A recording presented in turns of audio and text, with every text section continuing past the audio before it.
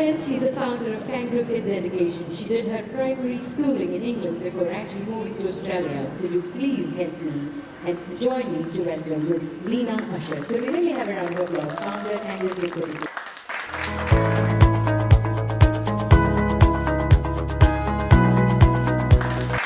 I'm going to share my journey through a series of life-changing messages and the visuals that you'll see on the screen. These messages are messages I received along the way and changed how I look at things.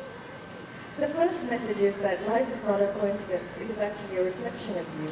Neuroscience backs this up by demonstrating that our brains are actually plastic and that we have an invitation to change and shape it wittingly and willingly. Today, epigenetics explains that while we are born with certain DNA and genetic codes, each gene has a volume control, and we hold the remote control for that volume in our hands. We can dial it up or we can dial it down. We command how the gene expresses itself.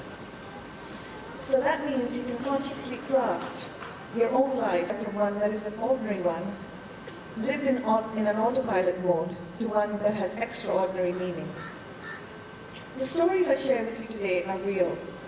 Life is all about the story one tells oneself internally.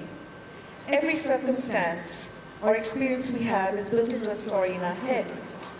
The type of stories we tell ourselves can be an empowering or disempowering one. There's a question: where do we think these stories come from?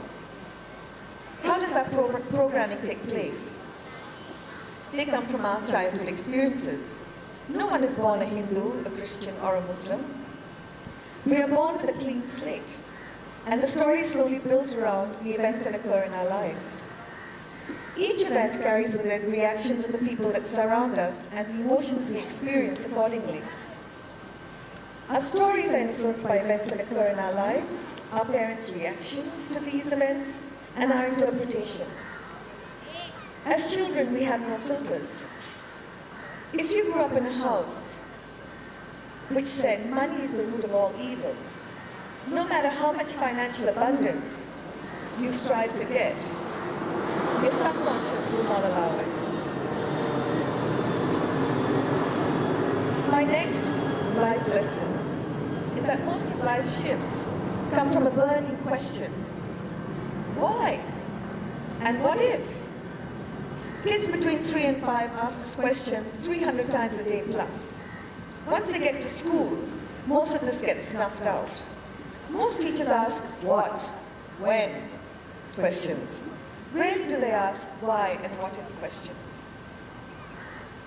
Most schools don't encourage asking this question, and I find by the time adults reach adulthood, this question rarely pops into their heads.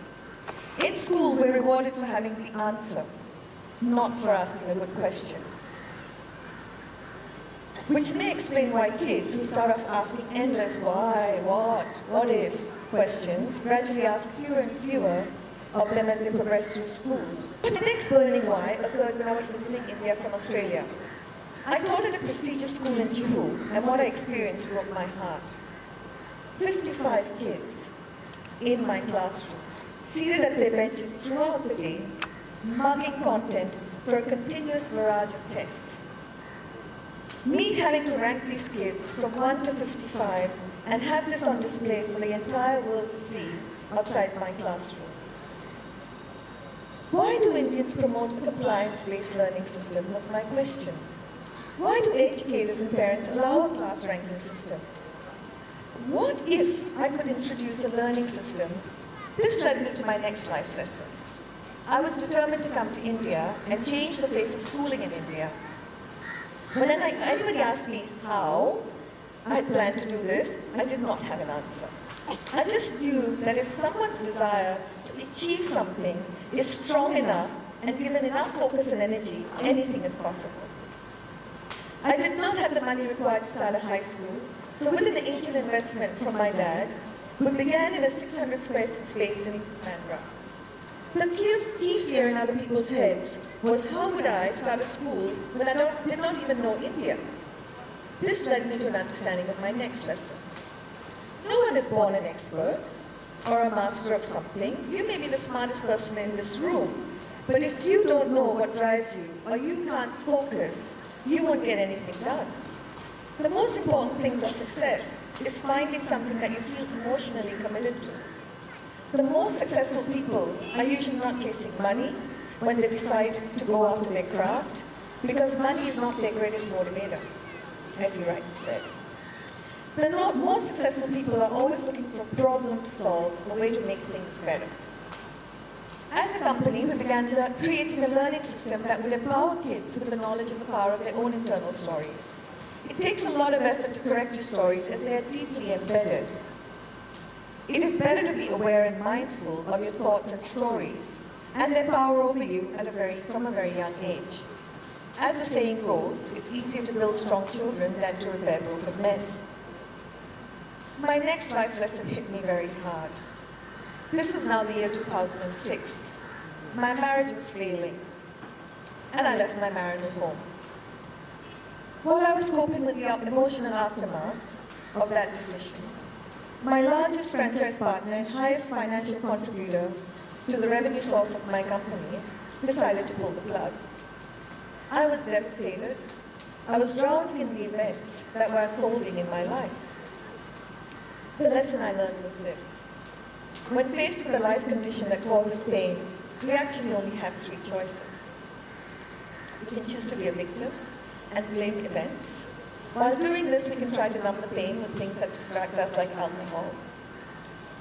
Our second choice is to change our life condition, which is what I did with my marriage. The third choice is to change what the condition means to us. It is not our experiences that define our destiny. It is the meaning we give those experiences that will define our destiny. As I studied successful people and their life stories, what I observed is that it's an emotional quality, not an intellectual one, that separates the people who have gone down as greats in our history books. We live in a culture that tends to really emphasize intellect and going to the greatest schools, but success is really more dependent on a resiliency, a love of what you're doing, and telling the right stories. The information we receive through stories educate and influence our views, our perceptions, even if we try hard to ignore it. The fact is that our stories are an integral part of our lives. Like metaphors, they are everywhere. From fairy tales to the modern day novel, they remain a part of our lives, as well as the stories we tell ourselves. Thank you.